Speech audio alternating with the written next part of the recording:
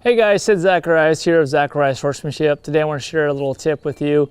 One of the things that I see a lot of people struggle with in the ranch riding is struggling with connection on their downward transitions. One of my favorite exercises to do to get that horse connected with me is spending a lot of time doing downward transitions, but kind of do it in a way of, like, for example, I'll canter, then I'll trot, then I'll walk, and then I'll stop, and then I'll maybe even back up if I need to. But what I'm trying to get that horse to do is to mentally come down.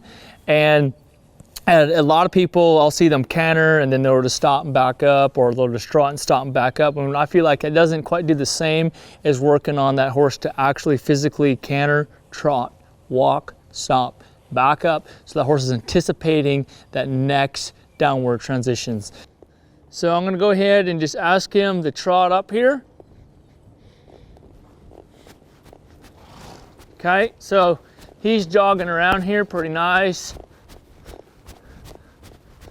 Now I'm just going to think about that downward transition to a walk.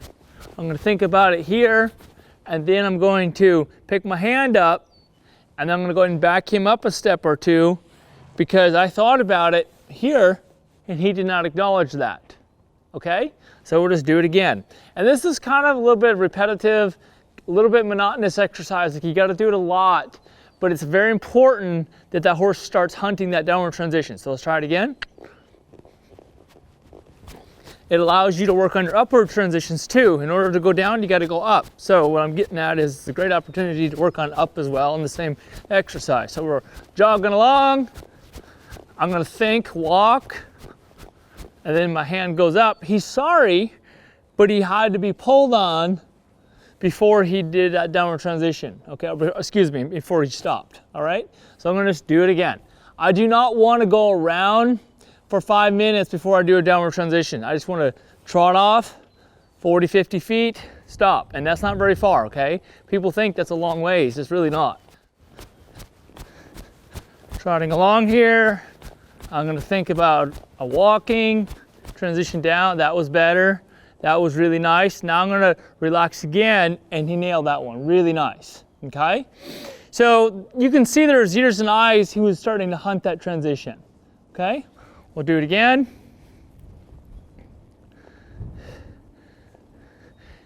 And you really, as a rider, make sure you don't pull on him. Make sure you think about it first, that downward transition. Let me move him in this corner here a little more. So I'm gonna think about it, downward transition to a walk.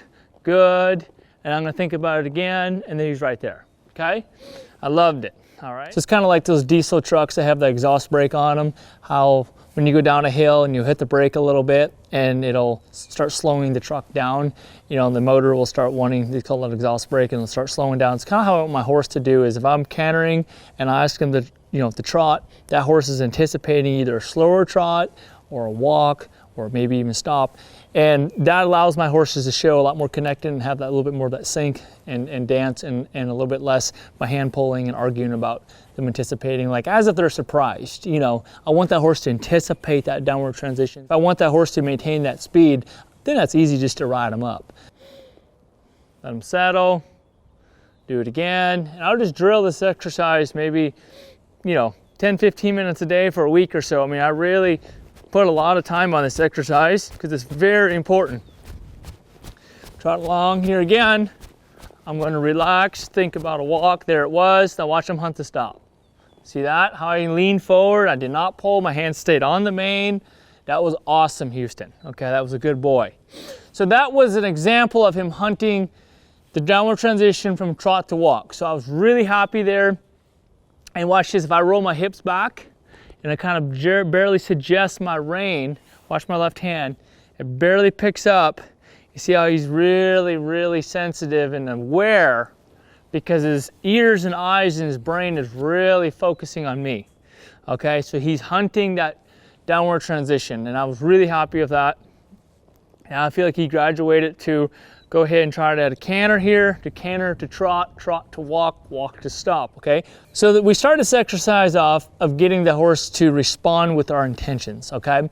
If you use a lot of hand and you're pulling on them too fast with your manual, your hand, this does not it's not a very effective exercise. So the key in this exercise is to get the horse to anticipate the mental try, okay? So trot, I'm trotting, and I want to go to horse to walk. I'm just going to think about it, okay? I might sit a little heavy in my hips, and I want that horse to come down to the walk. If he does not, it's okay to use your hand at that point, but make sure you separate your intentions with your manual, which is your reins, okay? Keep that very separate. If you put it together, what happens is that horse truly just rides off your manual instead of actually rides off the intentions. And one is offense, one is defense. So if I have to do a downward transitions and I have to move my hand, okay, at that point, I'm gonna score a little less than the guy that can just think about it and the horse is just there, and that's why this exercise is such an effective exercise, is because you're working on the horse anticipating with your intentions of what you might be doing next. But every time he did a downward transition, I'm gonna do it a few more times so you can see this, but every time he does a downward transition, he anticipates going a little slower or even go down to the next gate down, okay? So what I just did there was how I would want them to be connected to me when I go to show, okay? Because then I can tell them to stay at that speed, no problem, and they'll be happy to do that, okay? But if their brain does not learn how to do this exercise where they canter, trot, I want to anticipate that we're going to walk or slow down at the trot, okay? That allows me to show an offense rather than trying to pull my horse down and they get scared and they get worried and then my horse is running off and you're not going to score well. So let's try that again. We're going to go ahead and trot off here for a little bit. Now we're going to go and canter. Try it again. Good. So now we're cantering. Now I'm just going to think trot. Now we're just going to think walk. Now we're just going to think stop. And now we're going to think backwards. Okay.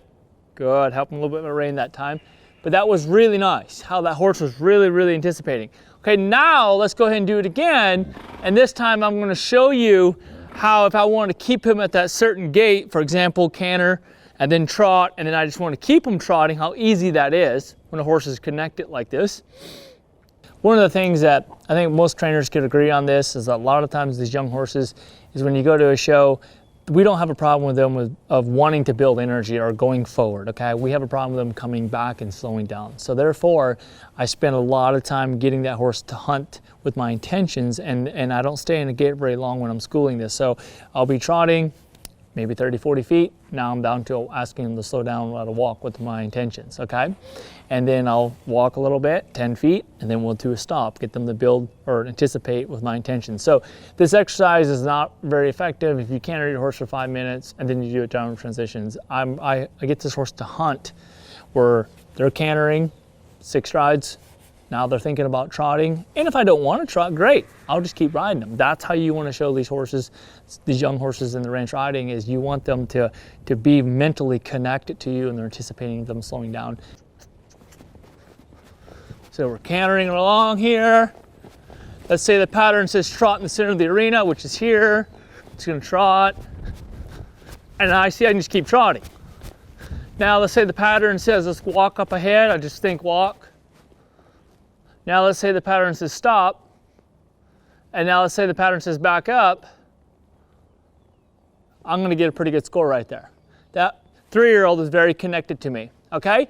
So a lot of people ask me, how do I get my horses connected? How do I get my horses to just sync with me and do that little dance? That's how you do it right there on the downward transitions. I spent a lot of time working on this exercise: canter, trot, walk, stop. It's about how many downward transitions you can do in the shortest amount of time. So that means every gait, I'm in that stride no more than 5 or 6, and I want the horse to anticipate. And if it ever becomes where I need to ride longer, that's easy. Horses always want to go forward and faster, especially when you go to a new environment. So, but that's how I want my horses to be, is anticipating those downward transitions. Thank you so much for watching. See you next time.